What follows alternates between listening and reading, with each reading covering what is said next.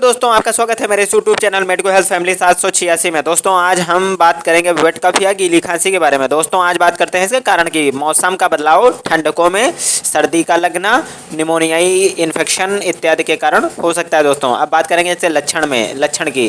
गीली खांसी में दोस्तों नाक का बहना, सीने में दर्द, सांस लेने में दिक्कत, खांसी, इसके अलावा चेहरे का लाल हो जाना, सर दर्द, बुखार, बदन दर्द इत्यादि हो सकता है। करते हैं इसके उपचार में। स्कोरिलेलिस 10 ml सिरप सुबह शाम पीनी है दोस्तों। और इसके अलावा यदि चाहें तो ओरली मॉक्सिकाइंड 1 टेबलेट BD खा सकते हैं।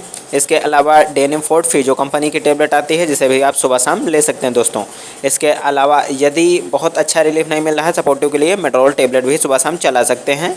और बेहतर आराम के लिए मॉन्टेर LC रात में टेबलेट खाएं। और सब्सक्राइब करना ना भूलें दोस्तों। Thanks for watching.